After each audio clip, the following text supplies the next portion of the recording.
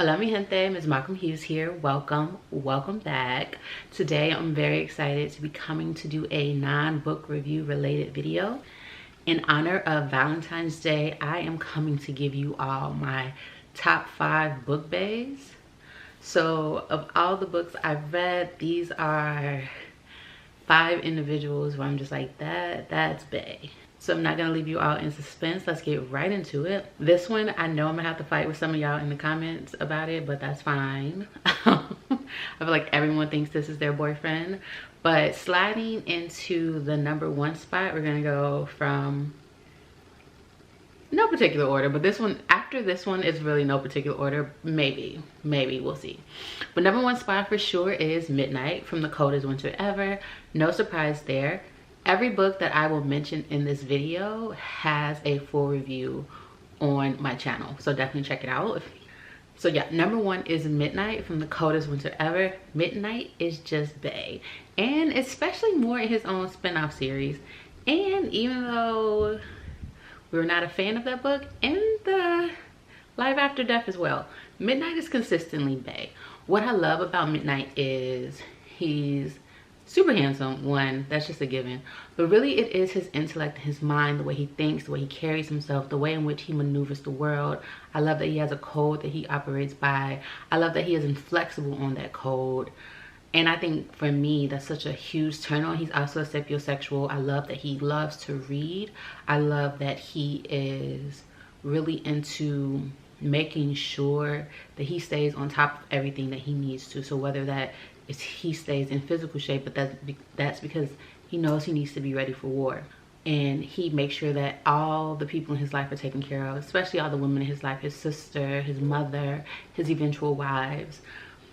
Midnight for me is just the type of individual where you see them and you see their aura, and they don't have to say or do too much.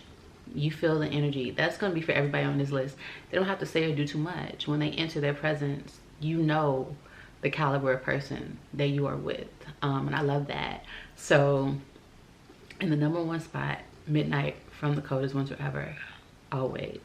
Also, here's the thing too, I've heard it said that women write men better. I'm asking the question of, do women write masculinity better? Do women write dominant energy better? Because not everyone on this list is a male, but let's keep going. In the #2 spot, we have Shane from 7 Days in June. Listen, if you have not read that book, if you want a book that's just full of passion and intensity, 7 Days in June. But I love this book because, well, I love Shane because Shane is the writer, artistic, creative, right? That's the energy that he's giving, and he's still coming with such intense passion. He's someone that you can evolve and grow with. So that's what I love about Shane. I love that he's a writer. I love that, again, I'm a big fan of people going after what they want, going after who they want, and being unapologetic in that. So I love Shane. Like, Shane comes across as the, again, real low-key, chill, mellow type. Y'all might see a trend here on my list, but highly intelligent, super passionate, and isn't gonna take no for an answer, and it's just creative. I just love that energy about Shane, and so Shane is bae. All right, next we have Lakotsi from Once Ghosted, Twice Shy. Baby, listen, I love Lakotsi. Lakotsi is, you'll see, like, they all tap into different aspects of me. So Lakotsi is the global jet setter. I work for my prince. I hold everything down, and it's really intentional. There's the intentionality about Lakotsi, the non-BS, and they're all kind of like that, but the non-BS of, I'm here, what's up?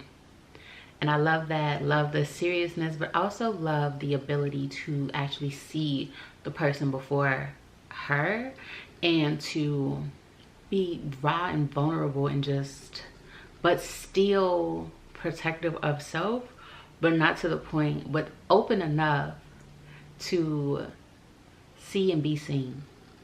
So I love Lukosi, intellectual, love the fact that can talk about anything, really politically aware.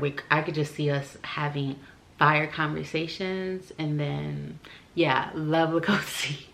Next up are my last two, and they actually come from the same series, but let me say this. We're gonna start first with Messiah. Messiah is introduced to us in the Ethics series, which I'm currently reading. Book 1 review is up. Book 2 review may or may not be up when y'all see this.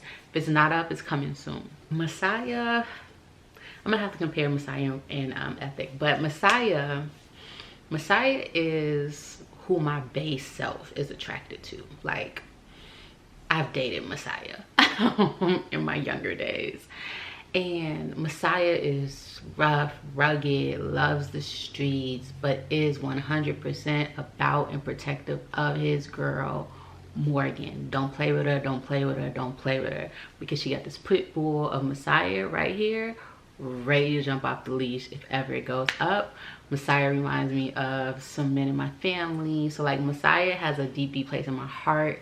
I say my base self because Messiah's the dude you gotta date when you're young. You gotta date Messiah when you're young. When you grown and you got boundaries and you know yourself better, you're not gonna date Messiah. But when you young and you need that super intense, super passionate, all-consuming romance and love, Messiah gonna get it done. And gonna get some other things done in the process, okay? Love Messiah. Up until this point, I feel like he's gonna piss me off because he's starting to piss me off in book 3, but overall, really love Messiah. That's why I say my base self, like my higher level self, we not rocking with Messiah, but on a very base, younger, animalistic level, Messiah. And last but never ever least on this list is Ethic himself. So for as much as Messiah is my base self, Ethic is my higher self, my more evolved self, especially in book 3. Oh my, I just finished book 3, and I don't know if book 3's review is up when y'all see this, probably not, but he just evolves and grows so much, and just the caliber of man that he is. It's an inside joke between me and my big cousin about Ethic, but Ethic is the evolved street dude who got out the game and went all the way clean, but stayed successful. So he still has that ruggedness about him. You're not gonna touch this gangster. I wouldn't recommend it, but he's worldly, right? He has kuth. He is going to hold you down. He is going to comfort you. He is going to lift you up. You can be all of you with Ethic, and he's the type of man that you're going to let him be all of him for, right? You're going to open up and be receptive of him because of how much he brings to the table. And I get chills talking about Ethic.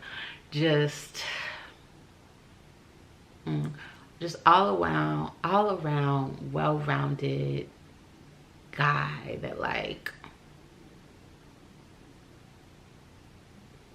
you want to have one of them in your life. So yeah, Ethic is just that. He's a great father, super protective of everyone in his family, like everyone who's he considers his, protected. He just goes out of his way to make sure that if he loves you, you know he loves you. And he shows that through making sure you're financially taken care of, by making sure you are emotionally taken care of, by making sure that there's never a space for doubt. And I just love that about Ethic. And I see why he got his own series for sure. So to not make this video too long, I'll stop there. Those are my top 5 book baes. Who are y'all's top 5 book baes that y'all have read? Let me know down in the comments below. If they are the same people as some of mine, know that I got it all the time.